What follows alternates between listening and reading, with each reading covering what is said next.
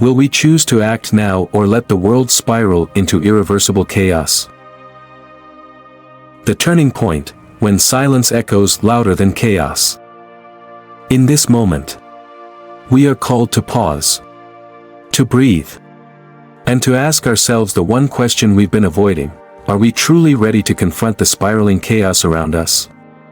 Imagine standing at the edge of a cliff, looking down at a vast, roaring ocean, a perfect metaphor for the state of our world. The waves represent our fears, our unchecked ambitions, and the consequences of our collective inaction. You see, we are not separate from this chaos. We are both its creators and its potential saviors. I want you to think about something deeply.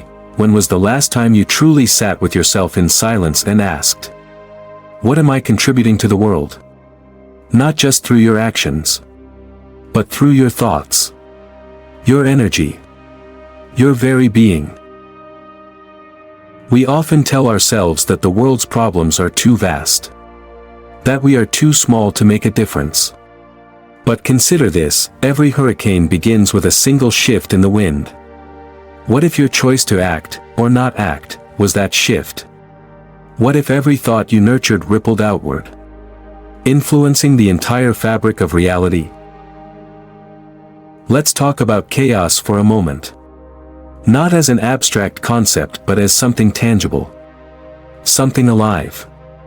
Look around: climate disasters, economic instability, the erosion of trust between people. Does it feel like the world is unraveling? It's tempting to place blame on corporations, governments, the system. But what if I told you that this chaos is also a mirror, reflecting the collective disarray within us? Think about how often you distract yourself. How often do you scroll mindlessly, buy things you don't need, or avoid that nagging sense of emptiness? That emptiness is not your enemy.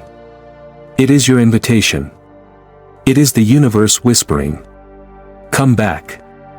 Come back to the stillness within. And yet, stillness is terrifying, isn't it? The world moves so fast that the idea of stopping feels like falling behind. But let me tell you a secret: the faster you chase the external, the further you drift from your true self.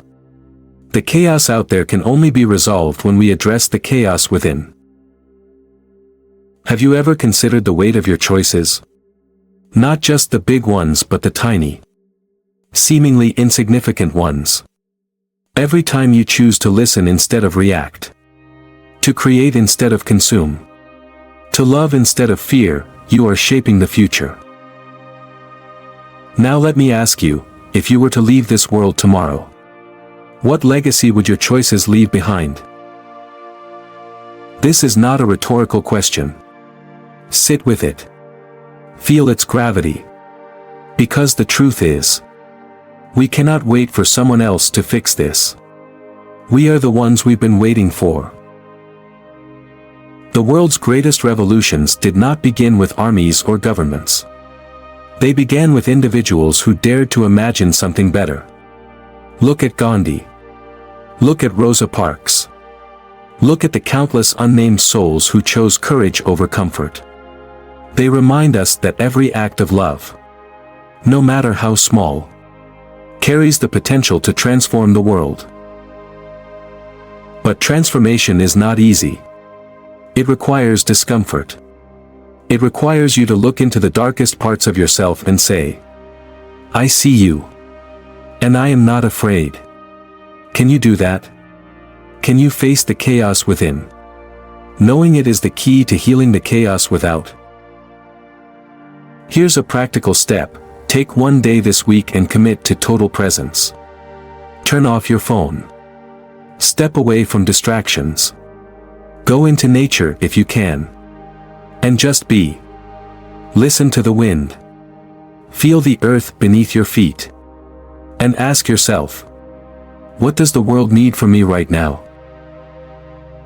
You might be surprised by the answer. Let me leave you with this thought: we are not separate from the earth. We are not separate from each other. And because of this interconnectedness, every choice we make sends ripples through the entire web of existence. If we choose apathy, the web frays. If we choose action, the web strengthens. The question is simple: will we choose to act now? Or will we let the world spiral into irreversible chaos? I'll pause here. Let's continue with the next part when you're ready. The choice between fear and love. Let's continue. If you're still with me, it means you feel it, the quiet tug in your heart that whispers, there's more to this life. And there is. But before we can unlock it, we must confront the two forces that have always shaped humanity: fear and love. Every decision you've ever made has been rooted in one of these two emotions. Think about it. When you stayed silent in a room full of voices, was it love that kept you quiet? Or was it fear? When you pushed someone away, was it love that built that wall? Or was it fear? Fear is sneaky. It disguises itself as logic, as self-preservation, as practicality. It tells you, stay small, stay safe, don't rock the boat. But here's the truth: the world does not need more people playing it safe. The world needs people willing to love, ferociously, unapologetically, and without conditions. So, how do we choose love in a world that seems to reward fear? Start by understanding this: love is not a feeling, it's a choice. It's waking up every day and deciding to see the good in people, even when they disappoint you. It's choosing to care for the earth, even when it feels like no one else does. But here's the paradox: to truly love, you must first let go of your fear. And fear clings, doesn't it? It wraps itself around your heart, convincing you that letting go will leave you vulnerable. But vulnerability is not weakness, it is your greatest strength. Think about the people who have inspired you. Were they perfect? No. But they were real. They showed up, flaws and all, and said, "Here I am. I will not let fear rule my life." Can you do the same? Let me tell you a story. There was once a farmer who lived on barren land. Every day, he looked out at the dry, cracked soil and thought, "What's the point? Nothing will grow here." But one day, he decided to plant a single seed. Not because he was certain it would grow, but because he chose to believe in the possibility of growth. Weeks passed, and nothing happened. The land stayed dry. The seed remained hidden. But he watered it anyway. He tended to it with care.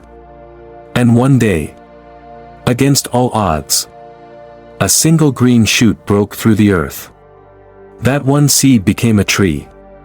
And that tree transformed the land around it. We are that farmer. The world is our barren land. The seeds we plant are our choices. And the water we give them is our love. But planting those seeds is not enough. We must protect them. Fear will try to uproot them. It will tell us, "Why bother? The world is too far gone." But we cannot listen. Because love, once planted, has a power far greater than fear. Here's a question for you: when was the last time you chose love over fear? Was it today? Yesterday? Or has it been so long that you can't even remember? If you're unsure, don't worry. This moment, right now, is your chance to begin again. Start small. Smile at a stranger. Call someone you've been avoiding. Pick up a piece of trash on the street. Even if no one is watching. These small acts are not insignificant. They are seeds. And when you plant enough seeds, something incredible happens. A ripple effect. One act of love inspires another. And another. Until the entire field of barren land begins to bloom. But there's one more thing you need to know about love: it's not always easy. Love requires sacrifice. It asks you to give without expecting anything in return. It asks you to forgive, even when it feels impossible. It asks you to stand up for what is right, even when you are afraid. Can you do that? Can you love even when it hurts? Because here's the truth: the world will test you. It will throw storms your way. It will try to convince you that love is not worth it. But remember the farmer. Remember that single seed. You are not powerless. You are not insignificant. You are a creator. A co-architect of this world. And every choice you make, no matter how small, shapes the reality we all share. So, I ask you again, will we choose to act now? Or will we let the world spiral into irreversible chaos? The call to action: building a world worth saving. Now, we come to the most important question of all: what do we do? How do we take all this wisdom, all these realizations, and turn them into action? Because without action, even the most profound truths fade into nothingness. Take a moment to imagine the kind of world you want to live in. Picture it vividly. A world where people respect one another. A world where the air is clean. The oceans thrive. And children grow up feeling safe and loved. Now ask yourself, does this vision feel distant? Impossible? Even? It's not. But it starts with you. It starts with me. It starts with us. Here's the hard truth: the problems we face are urgent. Climate change. Social inequality. Mental health crises, these are not issues for the next generation to solve. They are ours. Every day we delay is a step closer to irreversible chaos. But every day we act is a step toward healing. Let me ask you something. When you think about the state of the world, do you feel overwhelmed? That's normal. It's easy to feel paralyzed when the problems are so big. But here's the secret: you don't have to do everything. You just have to do something. Imagine this: you're in a dark room with a single candle. That candle is your capacity to act. When you light it, the darkness doesn't vanish entirely. But the room begins to change. The light grows. And if someone else lights their candle, and then another person, soon the room is filled with light. This is how change happens, not through grand gestures, but through countless small acts of courage and compassion. So, what can you do? Start by looking at your own life. What are your strengths? What are your resources? Maybe you're a teacher who can inspire the next generation. Maybe you're a business owner who can prioritize sustainability. Maybe you're a parent who can teach your child the value of kindness. Each of us has something to offer. The question is, will we offer it? Let's get practical. Here are some steps you can take today. Choose one cause that matters to you. Whether it's environmental conservation, social justice, or mental health. Focus your energy where your heart is. Commit to consistent action. Big changes don't happen overnight. They happen through persistence. Sign petitions. Donate to organizations. Volunteer your time, whatever aligns with your abilities. Inspire others. Talk about what you're doing. Share your journey. You'd be amazed at how your courage can ignite someone else's. But here's the thing, even as we act, we must remain rooted in love. It's easy to let anger or despair take over when the world feels unjust.